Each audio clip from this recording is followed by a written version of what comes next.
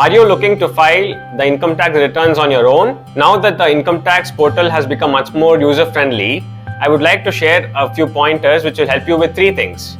One, that your refunds are processed on time. Two, the returns are processed seamlessly. And three, you can avoid scrutiny. I am Yashwanthnijagal, a practicing chartered accountant. Every week, I post one video which will certainly provide you with valuable financial insights. Let me start off with a few general instructions. First step is to select the correct income tax return. For individuals, they have option to choose between ITR 1 and ITR 4 depending on their source of income. Next step would be to verify the Form 26AS. So this is a form which has details of the taxes deducted and collected at source. Secondly, you do not want to miss out on any of the tax credits which are available to you. For example, if you are purchasing a car for more than 10 lakh rupees, TCS is generally deducted and the same does not get auto-populated while you're filing your returns.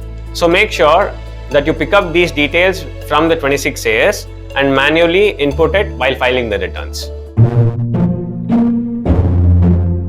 Third thing, and this is an important one, many a times the refunds are processed but fail to hit the bank account because the bank accounts are not linked with the PAN card. So in order to save time and efforts, ensure that the bank accounts given in the returns are linked with the PAN card.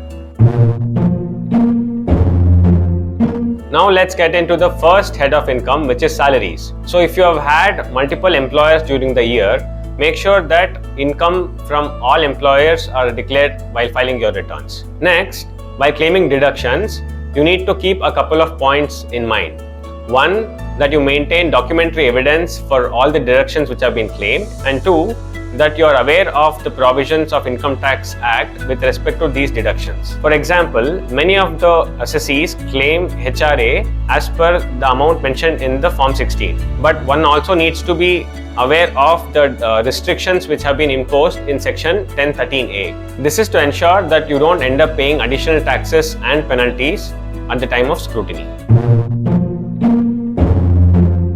Income from house property is a fairly simple one. So if you are claiming deduction for interest paid on housing loan, you need to keep in mind that in case of self-occupied property, the limit on interest is 2 lakh rupees. In case of let out, there is no such limit and you can claim the entire interest which has been paid on your housing loan.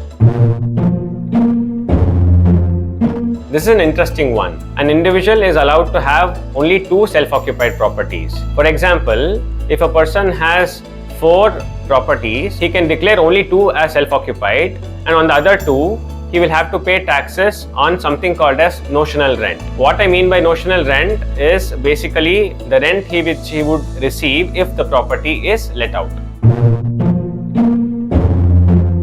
For individuals who are into business, make sure that the deductions claimed for expenses are not clubbed together. This is because claiming of expenses under one head can raise suspicion and could result in scrutiny. The biggest advantage for individuals in business or profession is that if their turnover is within the prescribed limits as per Section 44 AD or ADA, they can opt for presumptive taxation. I have made a video on this topic and you can find it in the link above or in the description. Finally, you have income from other sources. Here, if you are not able to classify your income under any of the other heads of income, you can put it under income from other sources. For example, if you have savings interest and you are too lazy to scan through your bank statements, all you have to do is go to something called as AIS, Annual Income Statement, and there you can find the income from interest on your SB account. You can pick up that amount and mention it in your income tax returns. So once you arrive at the gross total income, you will have to look at deductions. Now, there are a few things which have to be kept in mind. One is you need to make sure that all documentary evidence for the deductions claimed by you are maintained by you for at least 6 years. Tomorrow, if there is a scrutiny, the officer is definitely going to ask you for proof for deductions claimed and you will have to provide it to him.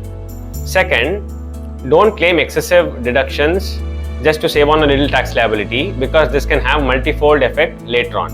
Make sure that you are aware of all the deductions which are available to an individual while filing the returns. You can also look out for another video which I will be posting next week on the different deductions available under Chapter 6A. So to conclude, you can either file your returns on your own or go to a professional, but make sure you don't screw up. No hacks, no tricks. Follow me for more such valuable financial insights.